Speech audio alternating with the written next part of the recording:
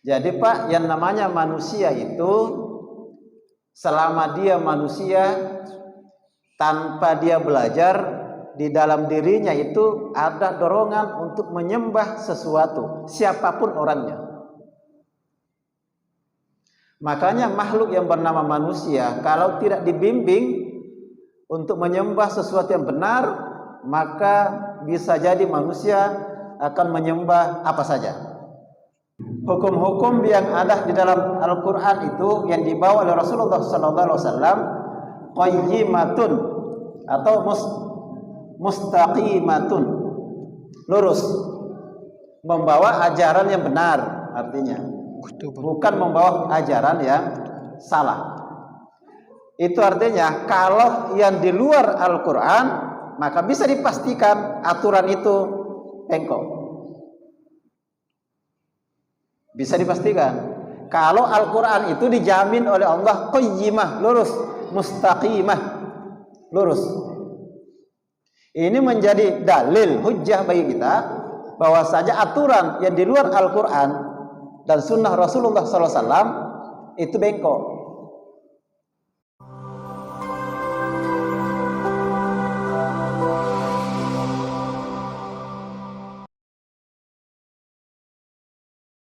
Alhamdulillah, puji syukur atas kenikmatan kita kepada Allah Subhanahu wa taala yang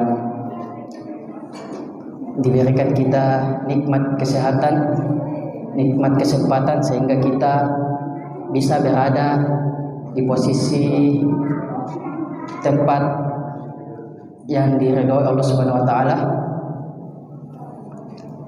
Alhamdulillah, perlu juga kita syukuri bahwasanya kita sudah melaksanakan kewajiban kita, yakni sholat berjamaah, sholat maghrib secara berjamaah di Masjid Babut Taqwa. Salawat serta salam tak lupa juga kita berikan kepada junjungan Nabi kita, Nabi Muhammad sallallahu alaihi wasallam.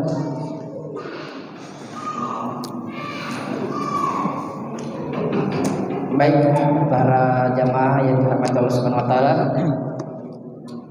Sebelum itu saya ingin memperkenalkan diri. Perkenalkan, nama saya Muhammad Septian Aldi. Alhamdulillah saya diamanahkan untuk menjadi moderator pekan ini, dan alhamdulillah kita melaksanakan kajian seperti biasa setiap malam Ahad, kajian rutin Masjid Durusul Masajid dengan yang bertema tafsir Quran surah Al-Bainah, yang dimana disampaikan oleh Ustadz kita di tengah-tengah jamaah, yaitu Al-Ustadz Mustadi. Untuk mengefisienkan waktu, saya persilakan kepada Ustadz.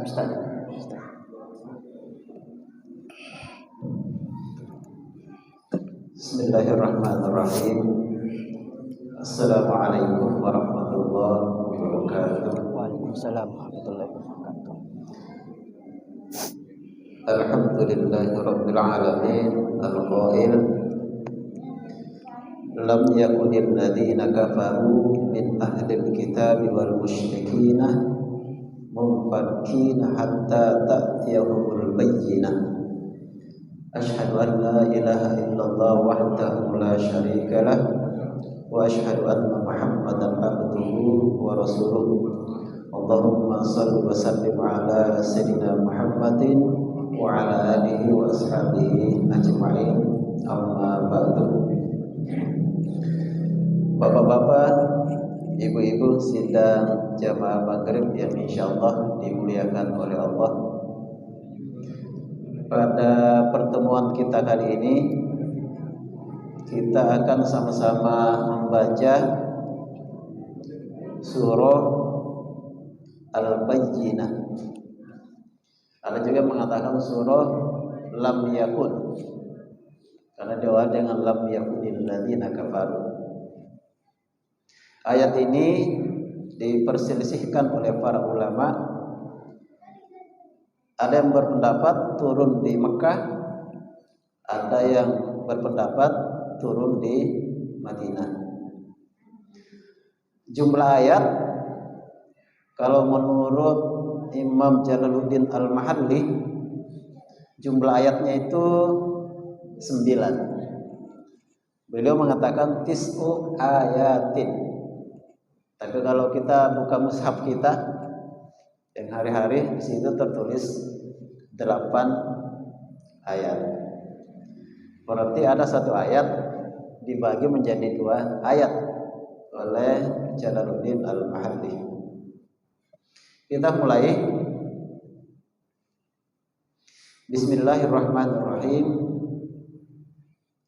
Lam yakunil ladzina kafaru min ahlil kitabi wal musyrikina munfakkina hatta ta'tiyahumul bayyinah. Lam yakunil ladzina kafaru, orang-orang kafir tidak akan. Nah, di sini orang-orang kafirnya dibagi 2. Min ahlil kitabi wal musyrikin. Jadi orang-orang kafir yaitu dibagi 2, ahlul kitab dan musyrik. Ahlul kitab itu sebagaimana yang sudah kita maklumi, yang dimaksud di situ adalah Nasrani dan Yahudi. Yang mereka diberi kitab, Yahudi diberi kitab Taurat, orang Nasrani diberi kitab Injil, Taurat dan Injil. Wal musyrikina, musyrik itu adalah abadatil asnam, orang-orang yang menyembah selain Allah. Orang musyrik itu namanya menyekutukan Allah Subhanahu wa taala. Boleh jadi menyembah matahari, kalau di sini menyembah patung-patung. Jadi patung di model, sudah itu disembah. Bisa jadi menyembah pohon, menyembah sungai, menyembah matahari. Mungkin ada juga menyembah bintang. Sembarang dia sembah. Jadi Pak, yang namanya manusia itu, selama dia manusia, tanpa dia belajar, di dalam dirinya itu ada dorongan untuk menyembah sesuatu, siapapun orangnya. Makanya makhluk yang bernama manusia kalau tidak dibimbing untuk menyembah sesuatu yang benar, maka bisa jadi manusia akan menyembah apa saja. Hanya saja dorongan yang ada dalam diri manusia itu dinamakan dengan garizah. Namanya garizatut tadayyun, naluri beragama. Yang namanya naluri Pak, itu sama dengan kebutuhan jasmani, makan. Ada sisi persamaan, ada sisi perbedaan. Kalau naluri, keinginan untuk menyembah sesuatu, itu yang ada dalam diri manusia, apapun yang dia sembah pasti puas. Di situ bahayanya. Makanya orang-orang kafir Quraisy yang namanya Abu Lahab, Abu Jahal, ketika menyembah patung itu di Ka'bah, memang puas. Tapi belum tentu benar. Jadi pemenuhan naluri itu yang penting tersalurkan, maka dia akan puas, tidak berbicara ini benar apa salah. Sama Pak dengan manusia itu punya naluri terhadap lain jenis. Laki-laki tertarik kepada perempuan. Yang namanya laki-laki, walaupun tidak sah melalui akad pernikahan, maka itu tetap orang puas. Karena itu yang namanya naluri tidak berbicara halal dan haram. pasti puas, malah ketagihan, terus menerus, bahkan nanti dianggap baik. Sama dengan menyembah patung, terus menerus, akhirnya dianggap baik. Dan kalau ada yang memprotes kelakuan mereka menyembah patung, maka mereka marah dan mereka rela berkorban nyawa, harta untuk membela perbuatan mereka yang salah itu. Nah, itulah yang dilakukan oleh Abu Lahab, Abu Jahal. Dia mengorbankan semuanya untuk membela agama mereka yang salah. Sama juga sekarang yang menyembah patung, puas itu, apa saja disembah puas. Makanya disitulah manusia harus dibimbing. Siapa sebenarnya yang harus dia sembah? Kalau tidak dibimbing, nah itulah jadinya. Makanya Pak, manusia itu susah untuk menjadi ateis, mengaku tidak bertuhan. Susah. Memang atau tidak mungkin. Paling-paling dialihkan. Kalau di Korea Utara sekarang, Korea Utara kan menganut komunis Pak. Di Korea Utara tidak boleh orang kedapatan membawa kitab suci. Apapun itu. Injil kah? Taurat kah? Al-Quran kah? Kenapa? Karena kalau ketangkap membawa kitab suci, maka hukumannya adalah hukuman mati. Bahkan ada bayi, nah ini lucu juga Korea Utara, saking anti agama. Ada 2 bayi itu diponis hukuman mati. Apa? Hukuman seumur hidup. Gara-gara bapaknya ketangkap membawa kitab suci. Hanya saja di Korea Utara itu ada aturan. Mereka itu harus hormat kepada bapak dan kakeknya Kim Jong Un. Kan ada patungnya itu Pak, besar sekali. Nah, masyarakat itu diwajibkan pagi-pagi ke sana untuk memberi hormat. Jadi dia itu tidak membolehkan orang beragama, tapi malah mengalihkan untuk menyembah bapak dan kakeknya Kim Jong Un. Yaitu tetap menyembah, dialihkan malah kakeknya jadi Tuhan. Itu Korea Utara. Itu artinya naluri beragama itu tidak bisa hilang. Sama dengan makan Pak. Makan itu apapun yang masuk kenyang, baik halal maupun haram. Jadi kenyang itu tidak berbicara halal haram, yang penting masuk kenyang. Jadi siapa yang berbicara halal haram?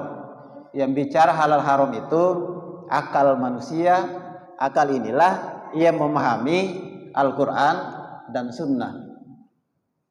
Dari Al-Quran lah kita paham ini halal, ini haram. Jadi kalau Allah Subhanahu wa taala itu tidak mengutus nabi, bahaya. Sembarang orang sembah. Ya, Allah Maha tahu. Makanya diturunkan para nabi dan rasul untuk membimbing manusia siapa yang harus disembah. Supaya tidak jadi orang musyrik. Nah, sekarang jadi di luar Nasrani dan Yahudi itu disebut dengan musyrikin, yang menyembah selain Allah Subhanahu wa taala. Ya, sampai sekarang ada yang menyembah patung.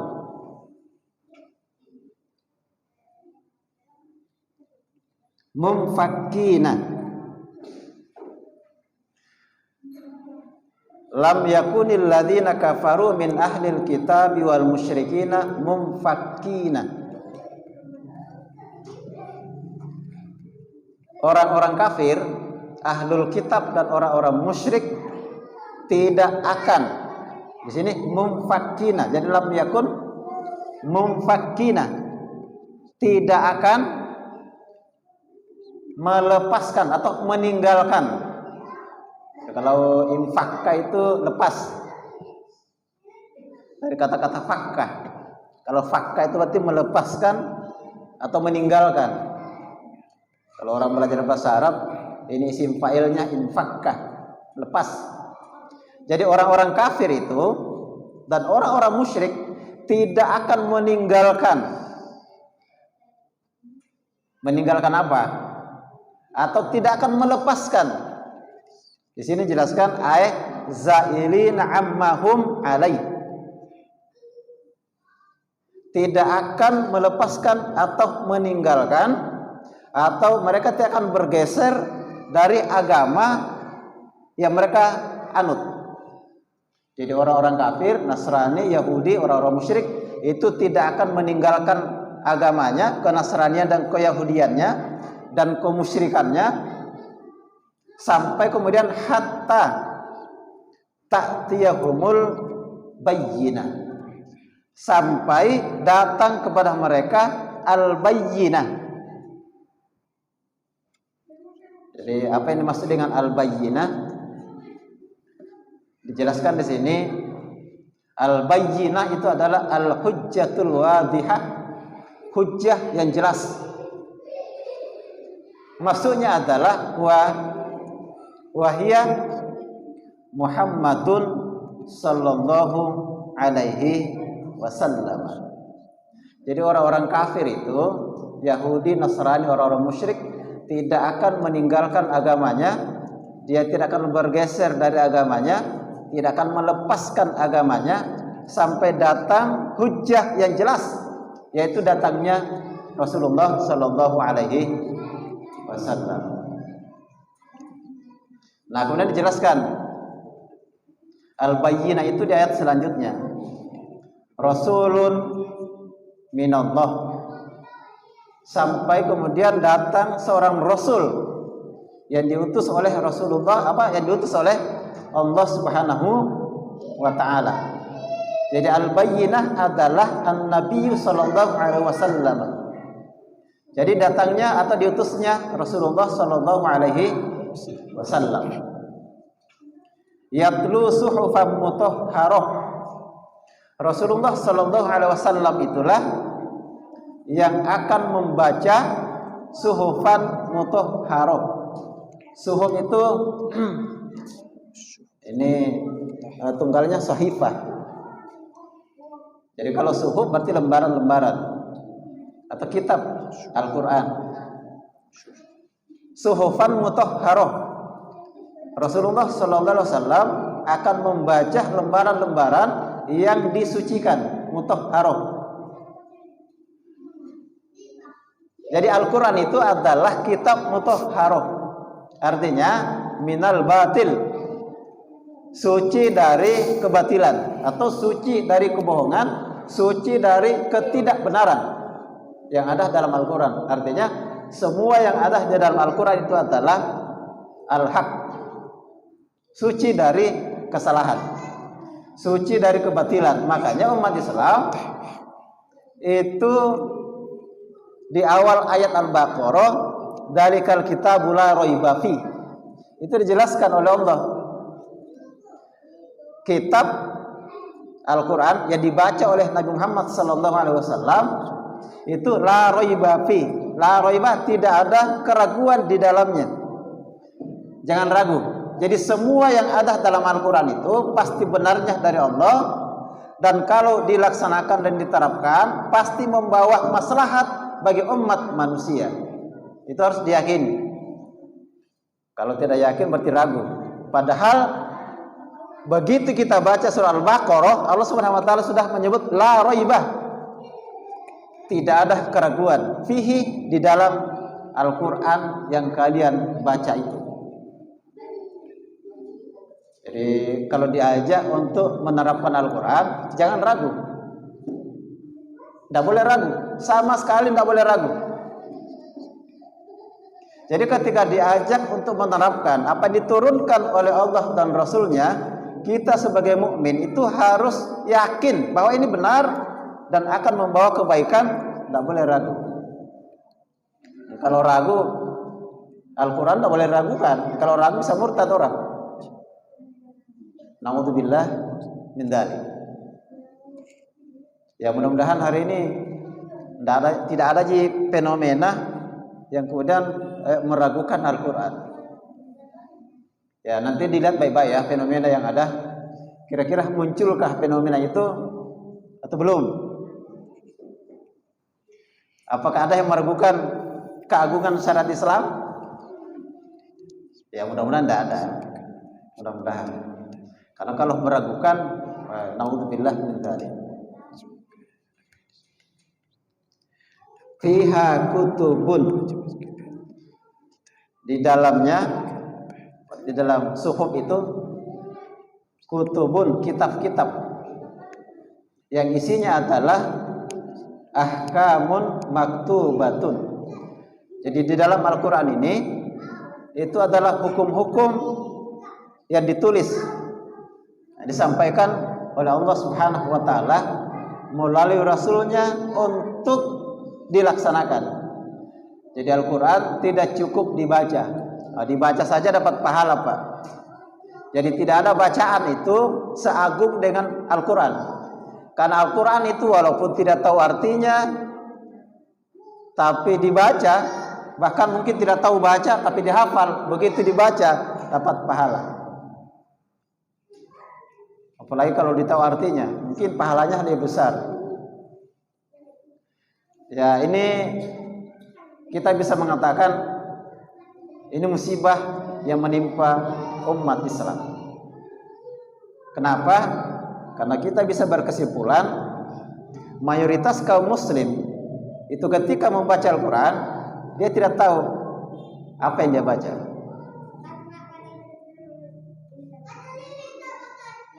Ini bisa diadakan penelitian lah. Mungkin bisa di sini. Yang tahu artinya angkat tangan. Ini apa? Survei kecil-kecilan yang sudah bisa disimpulkan bagaimana nasib umat Islam di Makassar terhadap Al-Quran. Jadi tidak tahu. Jadi bisa dipahami kalau umat Islam itu tidak mau diatur oleh Al-Quran, karena dia tidak tahu. Memang sering baca tamat setiap Ramadan, tapi tidak tahu. Lama kelamaan karena tidak tahu, masuk aturan baru, akhirnya aturan itu kelamaan, itu yang diikuti. Begitu didatangkan Al-Quran, Al-Quran ditolak. Makanya sebagai Muslim, memang kita ini banyak dosa, sering melanggar. Tapi kita tidak pernah menolak satupun perintah dari Allah Subhanahu wa Ta'ala. Kita tetap mengatakan, saya dengar ya Allah dan saya akan laksanakan. Tidak sama sekali kita menolak. Kan tidak boleh menolak. Karena kalau menolak, konsekuensinya besar. Tetap diterima semua. Sami'na wa ata'na, kami dengar dan kami taati. Jangan sekali-sekali keluar dari lisan kita yang awam ini menolak apa yang diperintahkan oleh Allah dan Rasulnya. Bahkan saya pernah mendengar kalau Islam itu diterapkan, maka itu akan menimbulkan pertumpahan darah. Naudzubillah min dzalik. Jadi ajaran Islam itu dituduh seperti itu tuh.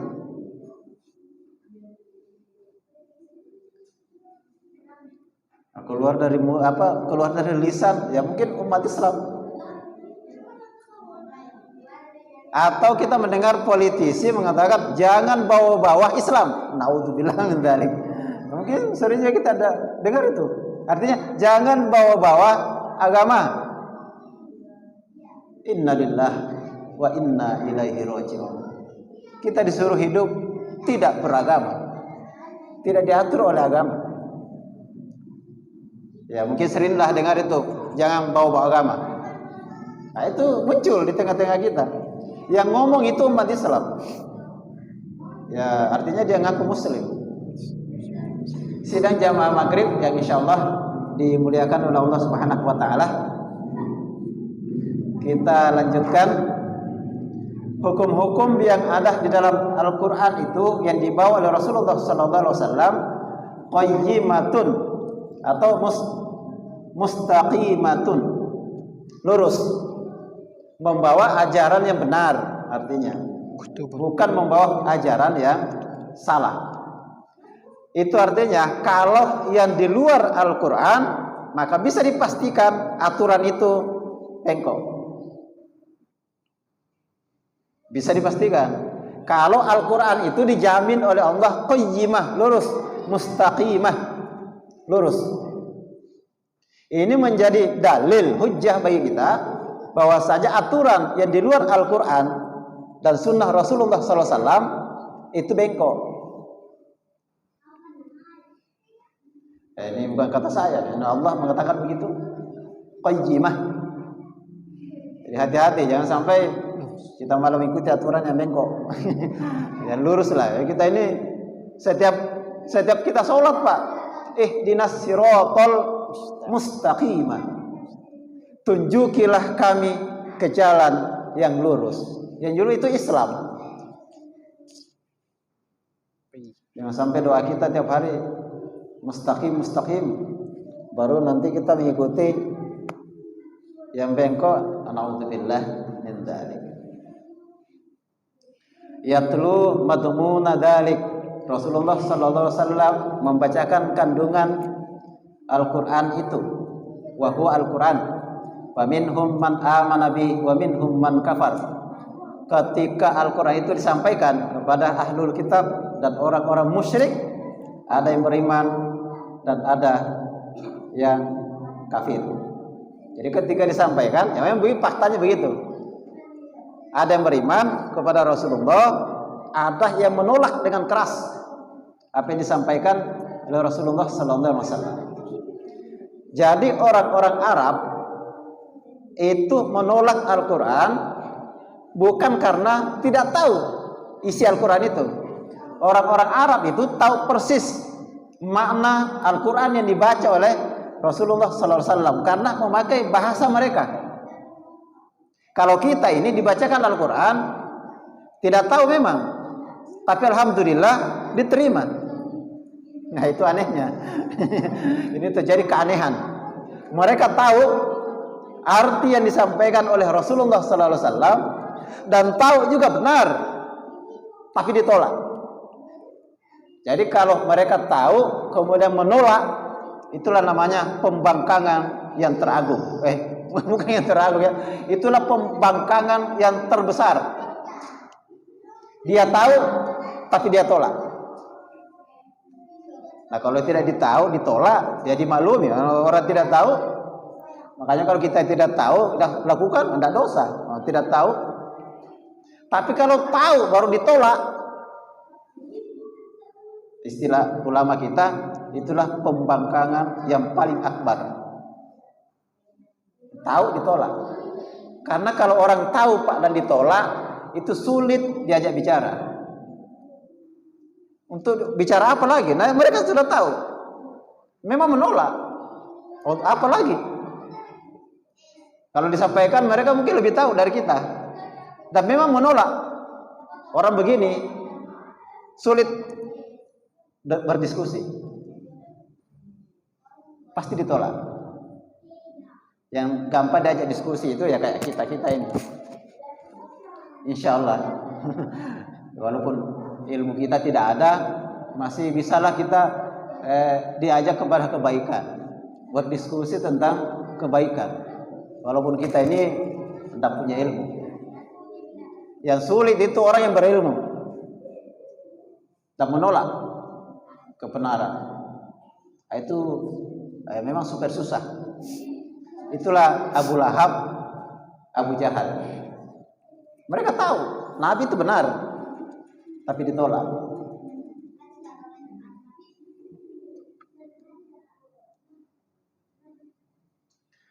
Wa ma tafarraqal ladzina utul kitaba illa min ba'di ma ja'atkumul bayyinah huwa sallallahu alaihi wasallam.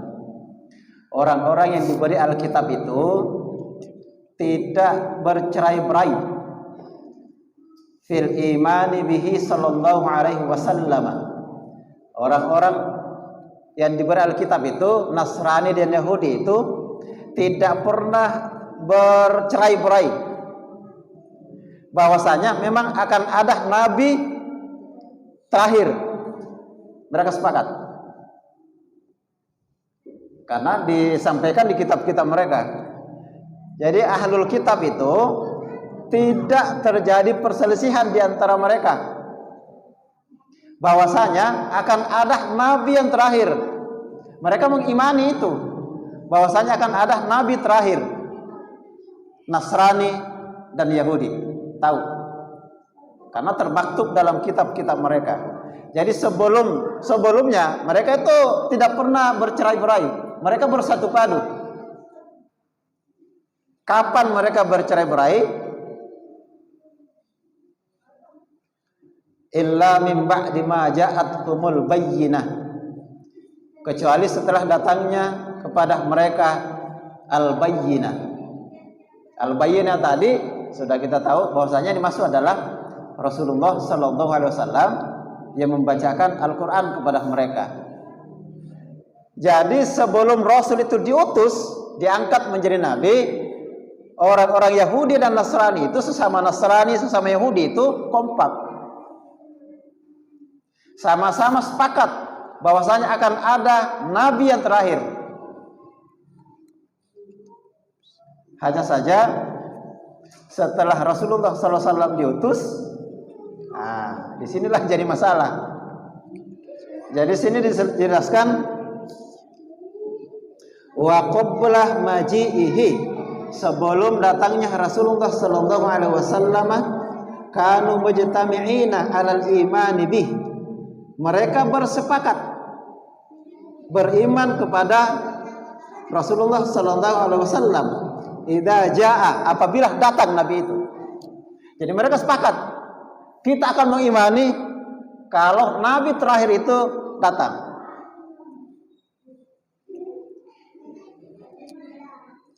Fahasadahu man kafara bihi minkum. Tapi apa yang terjadi? Begitu Rasulullah SAW diangkat menjadi Nabi, mereka yang hasad di antara mereka tidak mau beriman. Maka terjadilah pembelahan di antara Nasrani dan Yahudi sampai hari ini. Artinya ada yang ikut kepada Rasulullah SAW, ada yang tidak. Sampai hari ini masih banyak mu'alaf, artinya ikut Rasulullah SAW. Ayat ini masih berlaku sampai sekarang. Hanya saja yang jarang kita dengar itu adalah orang Yahudi masuk Islam. Di masa Nabi pun tidak banyak Yahudi masuk Islam. Yang kita tahu namanya Abdullah bin Salam, kemudian Abdullah bin Ubay bin Salul, itu Muslim, masuk Islam. Jadi dedengkotnya orang munafik Abdullah bin Ubay bin Salul, itu anaknya masuk Islam, walaupun dedengkotnya munafik itu. Abdullah bin Ubay bin Salul, anaknya Abdullah bin Ubay. Jadi Abdullah melahirkan Abdullah bin Salam. Saya tahu juga Yahudi masuk Islam. Yahudi itu tidak mau masuk Islam gara-gara bukan dari keturunan mereka. Nabi Ibrahim itu punya anak namanya Ishak dan Ismail. Nah, Rasulullah SAW kebetulan jalurnya itu sampai ke Nabi Ismail alaihissalam. Orang-orang Yahudi itu nasabnya sampai di Nabi Ishak alaihissalam. Nabi Ishak kemudian melahirkan Nabi Yakub. Nabi Yakub inilah yang melahirkan keturunan Yahudi itu, Bani Israel. Anaknya Nabi Yakub. Karena bukan dari Nabi Yakub ditolak. Ini kelakuan orang Yahudi. Karena tidak keseturunan, ya mungkin marah. Masa bukan dari nasab kita? Gara-gara itu mereka menolak. Jadi Yahudi itu tahu persis akan ada nabi terakhir dan tahu juga Nabi Muhammad itu nabi yang diutus. Tapi membangkang. Nah, itu orang-orang Yahudi. Tahu mereka. Makanya hukuman ulama itu besar. Karena mereka itu seperti Yahudi. Tahu yang benar tapi nolak yang benar. Kalau kita ini insya Allah pokoknya benar dari Al-Quran dan dari Nabi, kita terima, tidak akan menolak. Beda dengan gayanya orang Yahudi dan Nasrani. Itu Yahudi ya, tapi Nasrani itu banyak masuk Islam. Itu beda karakternya dengan Yahudi. Kalau Yahudi sekarang saya malah tidak mendengar siapa yang masuk Islam di Israel itu. Walaupun mungkin ada. Kan lucu nanti itu, dia jadi tentara Israel, masuk Islam, maju di medan perang melawan tentara Gaza. Ya, berarti Muslim lawan Muslim. Kalau dia masih Islam, tidak tahu saya. Tapi kalau Nasrani, hampir tiap hari kita dengar ada yang masih Islam. Setiap hari Jumat di Al-Markas itu ada lagi yang masih Islam. Setiap Jumat ada lagi yang masih Islam. Ada YouTube banyak sekali masih Islam. Itu dari kalangan Nasrani. Dari dulu orang-orang Nasrani itu banyak masih Islam sampai hari ini. Nah, kalau kayak Yahudi ini memang keras seperti batu. Jadi Allah Subhanahu wa taala menggambarkan karakter orang-orang Yahudi itu dalam surah Al-Baqarah seperti batu. Bahkan disebut au asyaddu kaswah. Bahkan lebih keras dari batu. Nah, itu Yahudi itu malah lebih keras dari batu. Batu karang itu. Kenapa? Karena kalau batu digambarkan dalam surah Al-Baqarah itu sekeras-kerasnya batu itu biasanya Pak masih ada air itu menetes. Lihat itu di gua-gua itu yang batu itu biasanya ada air yang menetes. Saya pengalaman itu karena saya dulu berkebun, ada gua besar kemarau, tidak ada air, masuk di gua ada yang menetes. Jadi kasih masuk ember pagi hari, sore baru diambil. Insya Allah sudah penuh itu. Satu tetes.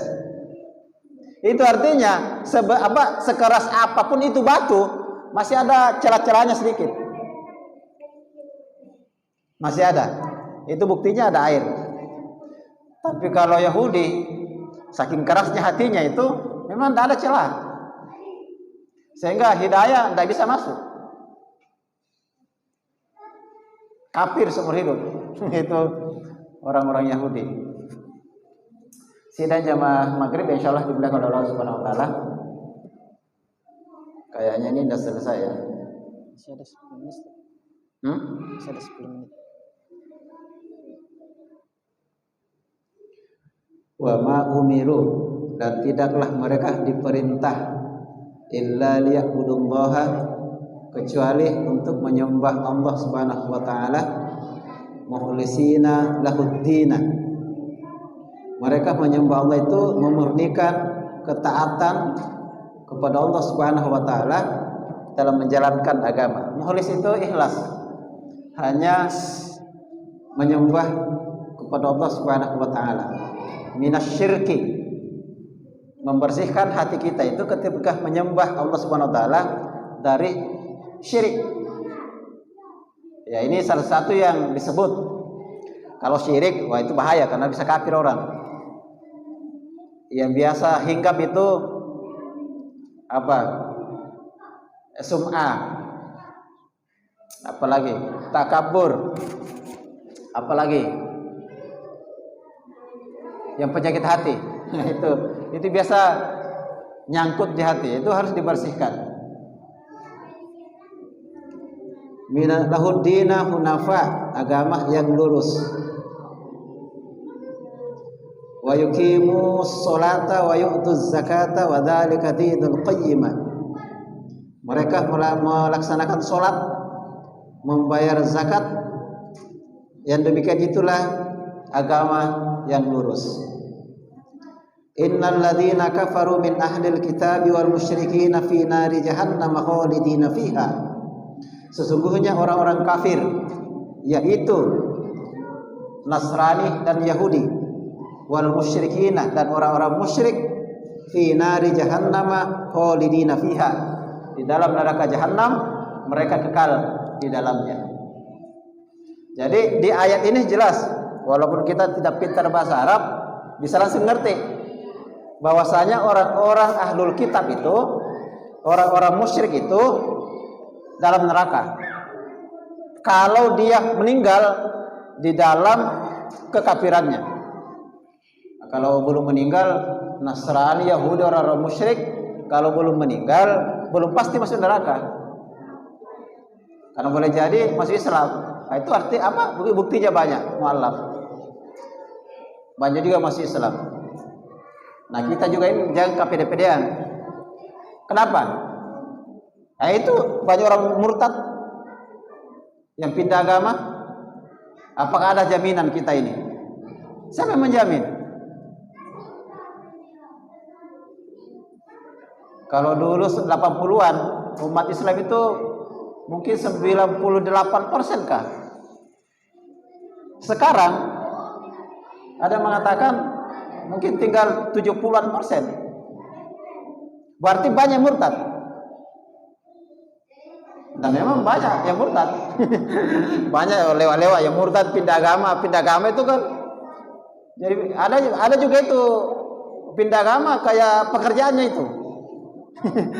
Tidak lama Islam keluar lagi, sudah itu balik lagi. Untungnya balik sih sebelum meninggal. Yang ini, yang vokalisnya Leto, siapa namanya itu? Nah, itu kan dia pernah mengaku ateis. Baru-baru lagi masuk Islam, mengucapkan syahadat. Jadi orang kafir itu belum pasti masuk neraka kalau tidak mati dalam kekafirannya. Siapa tahu masuk Islam. Nah, kita ini masuk Islam, masih Muslim, tidak ada jaminan. Siapa menjamin? Di Timur Tengah saja Pak, ada ulama murtad. Ulama, apalagi bukan ulama. Makanya perbanyak-banyak memang doa, ya Allah. Mudah-mudahan sampai matiku tetap Islam. Berdoa memang mungkin banyak-banyak. Karena ke depan kita tidak tahu siapa yang bisa membaca kejadian masa depan. Banyak yang murtad. Jadi selain Islam, dalam ayat ini dikatakan masuk di neraka. Khalidina fiha, mereka kekal di dalamnya. Khalidina itu ulama menjelaskan kekal di dalamnya artinya tidak ada putusnya. Ya begitu terus, tidak ada putus-putusnya. Itu namanya khalidina fiha. Sebaliknya apa? Ulaika hum syarrul bariyah. Mereka itulah orang-orang, mereka itulah seburuk-buruk makhluk. Jadi al-bariyah itu sama dengan al-khaliqah, makhluk. Baro'ah itu maknanya khalaqa, mencipta. Jadi kalau bariyah ciptaan, sama dengan khaliqah atau khalqan, ciptaan. Jadi orang-orang kafir itu selama dia kafir, seburuk-buruk makhluk. Selama dia kafir. Apalagi kalau dia mati dalam kekafiran, waduh. Mampuslah dia gitu. Jadi selama kekafiran itu nempel pada dirinya, maka disebutkan dalam ayat ini, itulah seburuk-buruk makhluk yang berjalan di permukaan bumi ini.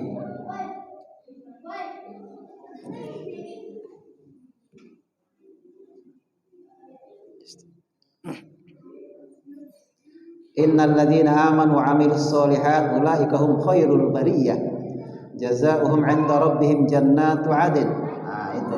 Sebaliknya orang-orang yang beriman, beramal soleh, mereka lah sebaik-baik makhluk. Khairul bariyah. Beriman, beramal soleh, sebaik-baik makhluk yang berjalan di atas permukaan bumi ini. Kemudian jazaohum, ganjaran orang-orang yang beriman dan beramal soleh, inda rabbihim, di sisi Tuhan mereka, jannatu adn, surga adn. Ya, nanti ada namanya surga adn, ada surga firdaus, ada surga apa lagi? Harus hafal ini nanti. Kalau neraka banyak juga namanya kan? Neraka sa'ir, neraka jahannam, neraka jahim, neraka sakar. Surga ada juga ya. Ya, yang terkenal itu surga firdaus, surga Aden. Ya, tulis di sini. Surga apa lagi? Antum ini mau masuk surga baru namanya enggak tahu. Ya pokoknya masuk surga lah gitu. Salah satu sifat yang sering digambarkan oleh Allah Subhanahu wa taala dalam Al-Qur'an ketika menceritakan surga adalah tajri min tahtihal anhar. Di bawahnya surga-surga itu, di bawahnya itu mengalir sungai-sungai. Ya, di surga itu banyak sungai. Sungai manis-manis nanti itu. Ya, nanti kan yang terkenal surga apa? Sungai Al-Kautsar. Pernah dibahas di sini ya. Sungai madu, sungai arak, sungai apa lagi? Yang manis. Jadi nanti itu kan di Al-Baqarah itu disebutkan kullama ruziqu minha apa semuanya? Qalu hadzal ladzi ruziqana min qabl. Setiap mereka dianugerahi itu rezeki oleh Allah di surga, maka mereka mengatakan, "Wih, ini yang saya dapat waktu hidup di dunia dulu." Nah, ulama menjelaskan pisang, nanti ada pisang di surga. Bentuknya sama dengan pisang di dunia, tapi rasanya jauh berbeda. Karena begitu makan pisang enak, nanti makan kedua kali tambah enak, makan ketiga kali tambah enak, tambah enak. Jadi memang apa di surga nanti itu tidak ada bosannya. Bahkan di surga penduduknya tidak pernah tidur. Tidak pernah tidur ya. Di surga itu tidak tidur orang. Masuk ya? Ya.